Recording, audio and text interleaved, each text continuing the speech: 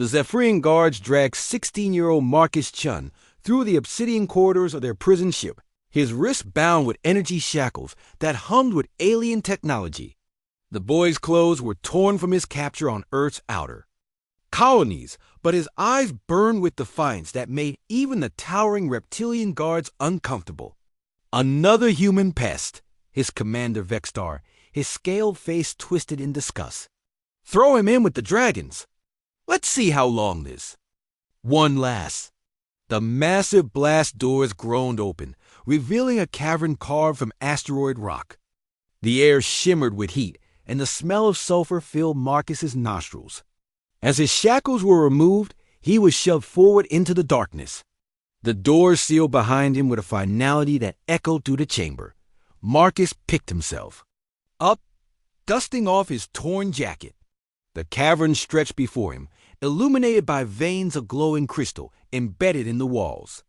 He had heard whispers of this place, the Dragon's Prison, where the Zephyrian Empire kept their most dangerous political prisoners. Not aliens, but actual dragons from the lost world of Paraxis. A low rumble emanated from the shadows ahead.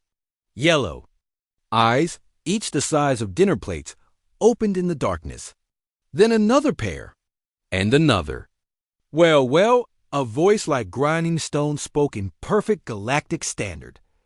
What have our captors brought us now? A human child?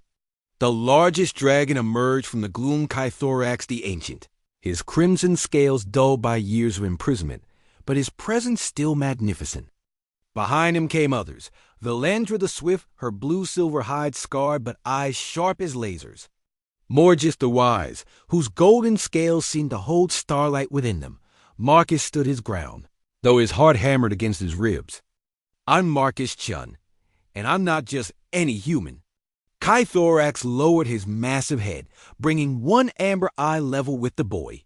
Bold words for someone so small. Tell us, young human, what makes you special? I'm an engineer, Marcus said, pulling a small device from his jacket pocket, somehow overlooked by the guards. And I think I know why you're really here. The dragons exchanged glances.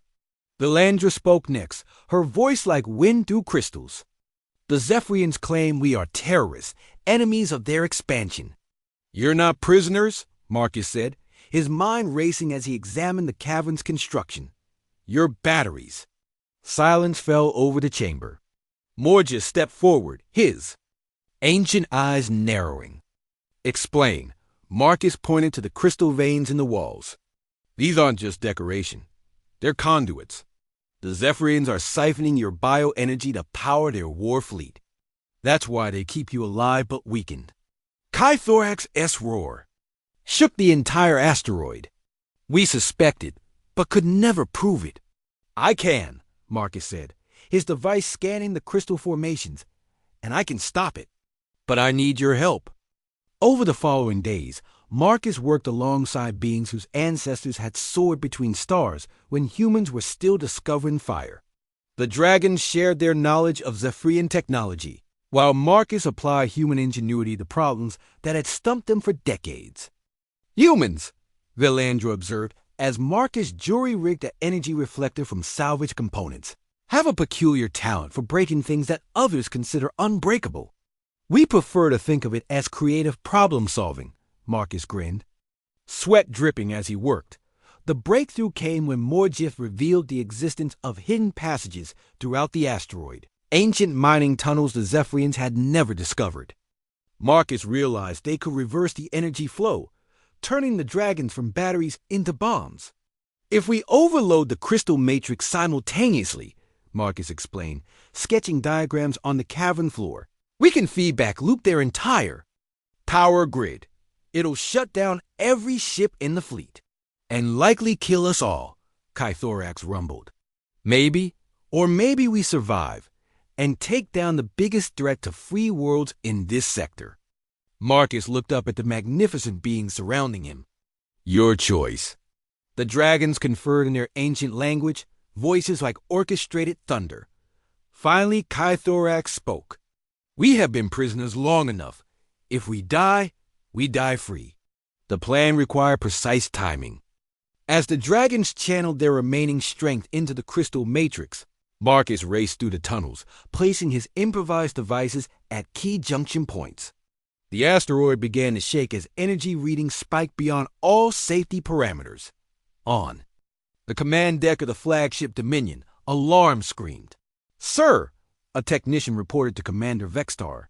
Massive power surged from the prison asteroid. Impossible. The dampening fields. The technician's console exploded in sparks. Throughout the fleet, ships went dark as their power cores overloaded. Emergency lighting flickered on, revealing chaos on every bridge dot in the Dragon's prison. Marcus watched, in awe as his companions rose to their full majesty, scales blazing with recovered power. The energy feedback had worked. The Dragons were free, and the Zephyrian fleet was crippled. Kythorax burst through the weakened blast doors like they were paper. His roar of freedom echoed through the ship's corridors as Zephyrian guards fled. In terror, behind him came the others, no longer prisoners, but forces of nature unleashed. "Commander," Marcus said, finding Vextar cowering in his quarters, "I believe you have something that belongs to me." And them? The liberation of the Dragon fleet changed the balance of power across 3 sectors. The Zephyrian Empire, built on the exploitation of others, crumbled when their secret weapon became their downfall. Months later, Marcus stood on the observation deck of Kythorax's S-ship, watching Earth's sun grow larger in the viewport. The Dragons had honored their promise, not just as freedom, but protection for all human colonies. "You could stay with us," Philandra offered. "We could use more minds." "Like yours." Marcus smiled, touching the small dragon-scale pendant they had gifted him. "Thanks, but I think I'm needed at home." Someone has to tell them that humans don't back down, even from dragons. Especially from dragons who become friends. As his shuttle departed for Earth, Marcus carried with him more than just freedom. He carried proof that sometimes the smallest person in the room could change the fate of empires, if they were brave enough to try. The Dragons roared their farewell, their voices carrying across the void like a promise. Humanity would never stand alone again.